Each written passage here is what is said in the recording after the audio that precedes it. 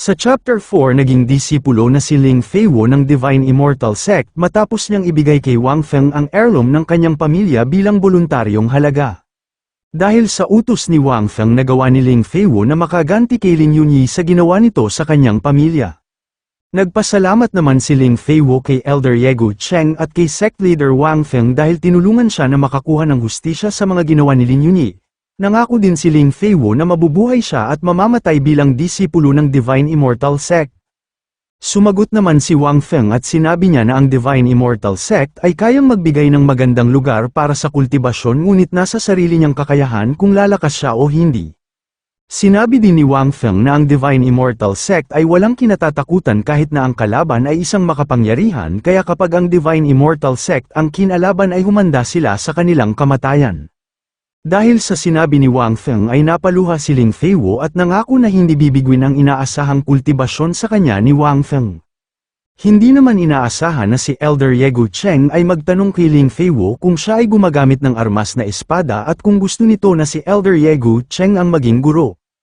Laking gulat ni Ling Feiwo, Li Qing at maging si Wang Feng dahil si Elder Yegu Cheng na mismo ang nagbigay ng malaking oportunidad para matuto.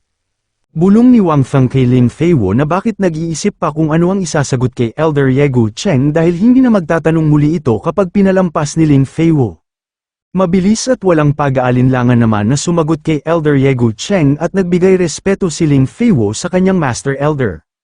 Habang nagbibigay ng respeto ay sinabi sa kanya ni Elder Yegu Cheng na maayos ang kanyang paghawak sa espada ngunit bago siya turuan ng pamamaraan sa pakikipaglaban ay gagamutin muna ni Elder Yegu Cheng ang mga pinsala na nakuha niya mula nang habulin siya ni Lin Yunyi.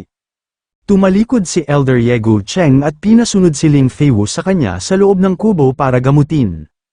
Bago sumunod kay Elder Yegu Cheng ay tinawag muna ni Ling Feiwo si Wang Feng at may sasabihin sana ngunit pinasunod agad ni Wang Feng si Ling Feiwo kay Elder Yegu Cheng. Tumatakbo naman na sumunod kay Elder Yegu Cheng si Ling Feiwo habang iniisip ni Wang Feng na may magdidepensa na sa Divine Immortal Sect at mayroon na rin siyang isang matalinong disipulo na gustong turuan ni Elder Yegu Cheng. Noong una ay akala ni Wang Feng na imposibleng magawa ang utos ng system ngunit isang buong maghapon lang ay nagkakaroon na ito ng pundasyon. Si Li Qing naman ay nag-iisip din habang nakatingin kila Ling Feiwo at Elder Yegu Cheng dahil ang kanyang junior sister ay may master na malakas ngunit siya ay wala pa.